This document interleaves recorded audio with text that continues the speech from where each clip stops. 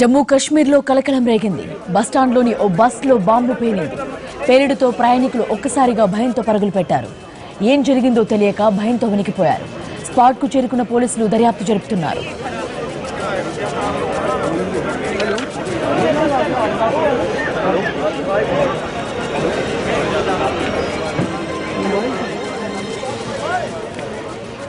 జమ్మూ కశ్మీర్లో కలకలం రేగింది. బస్టాండ్లోని ఓ బస్సులో బాంబు పేలింది. పేలుడుతో ప్రయాణికులు ఒక్కసారిగా భయంతో పరుగులు పెట్టారు. ఏం జరిగిందో తెలియక భయంతో వణికిపోతున్నారు. స్పాట్కు చేరుకున్న పోలీసులు దర్యాప్తును జరుపుతున్నారు.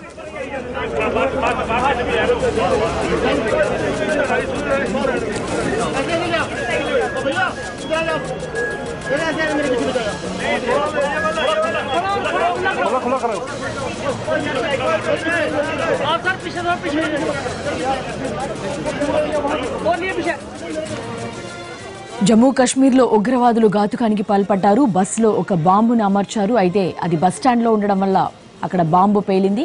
సో ఈ ప్రమాదంలో ఏం జరిగింది అనేది ఇంకా పూర్తి డీటెయిల్స్ తెలియాల్సి ఉంది. హలో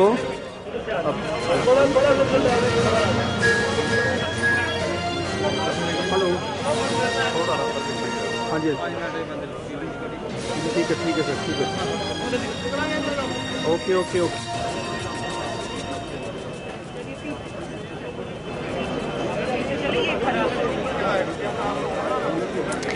జమ్మూ కశ్మీర్లో కలకలం రేగింది. బస్టాండ్లోని ఓ బస్సులో బాంబు పేలింది. పేలుడుతో ప్రయాణికులు ఒక్కసారిగా భయంతో పరుగులు పెట్టారు. ఏం జరిగిందో తెలియక భయంతో వణికిపోయారు. స్పాట్కు చేరుకున్న పోలీసులు దర్యాప్తును ముమ్మరం చేశారు.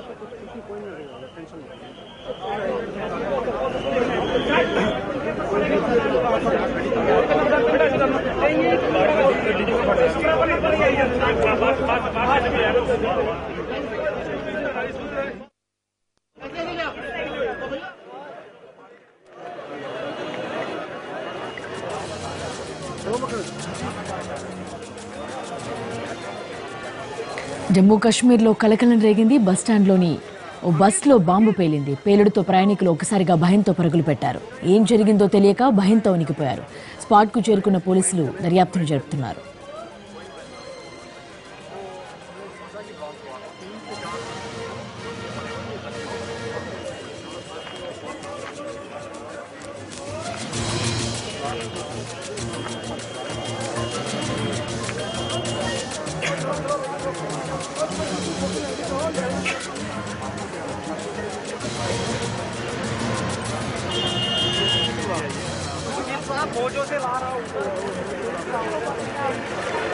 జమ్మూ కశ్మీర్లోని ఒక బస్టాండ్లో బాంబు ప్లాన్ చేశారు ఒక బస్సులో. అయితే ఈ ప్రమాదంలో ఎవరున్నారు, ఆ బస్సులో ఎవరైనా ఉన్నారా లేదా బస్టాండ్ అనగానే అక్కడ చాలా మంది కూడా ఉండుండొచ్చు. బట్ ఏం జరిగింది అనే వివరాలు ఇంకా తెలియలేదు. బస్సులో అయితే బాంబు పేలింది. ఈ ఘటనకు సంబంధించిన పూర్తి వివరాలు తెలియాల్సి ఉంది. ఇప్పటికే ఢిల్లీలో కూడా చాలా హై అలర్ట్స్ ఉన్నాయి. ఉగ్రవాదులు ప్లాన్స్ కూడా చేశారు. అయితే ఈ క్రమంలో ఇది ఎవరు చేశారు లేకపోతే దానికి సంబంధించిన వివరాలు తెలియాల్సి ఉంది. ఒక వ్యక్తికి తీవ్ర గాయాలైనట్లు తెలుస్తోంది. అయితే ఇప్పటికే పోలీసులు ఘటనాస్థలికి చేరుకున్నారు. అక్కడ పరిస్థితిని సమీక్షిస్తున్నారు. అయితే ఎవరైతే అక్కడ గాయపడ్డారో లేకపోతే ఎవరికైనా ఒకవేళ ప్రమాదం జరిగిన స్థలంలో ఎవరైనా ఉన్నట్లయితే వాళ్ళని పరిసరాల్లోని హాస్పిటల్స్కు తరలించినట్లు సమాచారం ఉంది.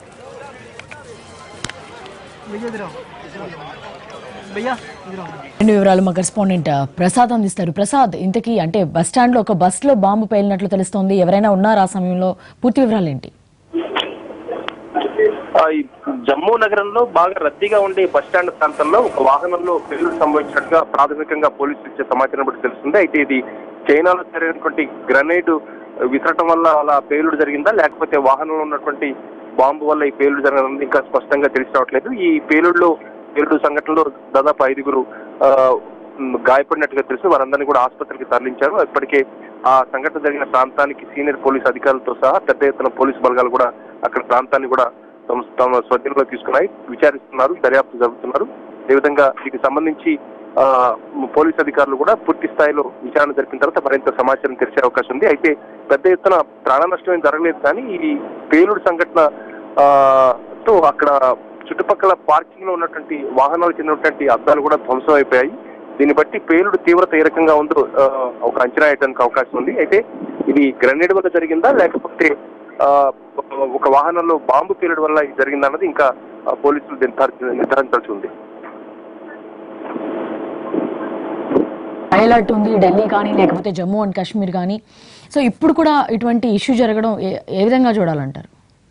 ఖచ్చితంగా ఇది శాంతి భద్రతలకు విఘాతం కలిగించే రీతిలో ఇలాంటి సంఘటనలు జరుగుతాయని ఇటు రాష్ట్ర అడ్మినిస్ట్రేషన్ తో సహా పాలనాపరమైనటువంటి వ్యవస్థతో సహా దేశవ్యాప్తంగా కూడా ఇలాంటి సంఘటన జరిగే అవకాశం ఉందన్న అభిప్రాయం ఇంటెలిజెన్స్ వర్గాల నుంచి కూడా చాలా మేరకు ఇప్పటికే సమాచారం అందింది. అన్ని రాష్ట్రాలకు కూడా కేంద్ర ఇంటెలిజెన్స్ వర్గాలు కూడా సమాచారాన్ని పంపించడం జరిగింది. అందరూ కూడా అప్రమత్తంగా ఉండాలి. అయితే ఈ పుల్వామా ఘటన జరిగిన తర్వాత దేశంలో ఇలాంటి సంఘటనలు జరిగేందుకు ఎక్కువగా అవకాశం ఉందని చెప్పి కేంద్ర ఇంటెలిజెన్స్ వర్గాలు కూడా అంచనా వేస్తున్నాయి. కాబట్టి అన్ని రాష్ట్రాల్లో కూడా పోలీసు తో సహా పౌరులు కూడా అప్రమత్తంగా ఉండాలన్నది కేంద్ర ఇంటెలిజెన్స్ వర్గాలు సూచించే అంశం.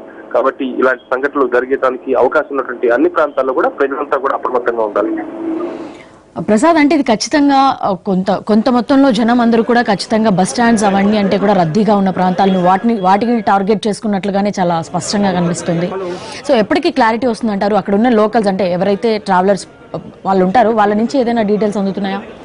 అక్కడ స్థానికంగా ఉన్నటువంటి వాళ్ళు ఆ సంఘటన జరిగినప్పుడు అక్కడ ఉన్నటువంటి వాళ్ళు కూడా ఈ బాంబు పేలుడుకు తీవ్రతకు ఒక్కసారిగా ఉలిక్కిపడి అందరూ కూడా చెల్లాచెదరైపోయారు. అక్కడ పరిస్థితి ఏంటి అని అంచనా వేయడానికి ఏమాత్రం కూడా అవకాశం లేని పరిస్థితి. వెనువెంటనే అక్కడ స్థానికులు మరలా ఈ బాంబు పేలుడు జరిగిన తర్వాత తిరిగి ఆ సంఘటన స్థానానికి చేరుకునేందుకు ప్రయత్నం చేసినప్పుడు కూడా అప్పటికే పోలీసులు సీనియర్ అధికారులు అంతా కూడా ఆ ప్రాంతాన్ని కూడా చుట్టుముట్టి అక్కడ వాళ్ళ స్వాధీనంలో తీసుకున్నారు కాబట్టి ఇంకా దానికి సంబంధించి పూర్తి సమాచారం పోలీసులు నిర్ధారించాల్సి ఉంది. ఇదే సంఘటనలో జరిగిన సందర్భంలో దేశ రాజధాని ఢిల్లీ లాంటి చోట్ల కూడా పలుమార్లు వరుస బాంబు పేలుడు కూడా జరిగాయి.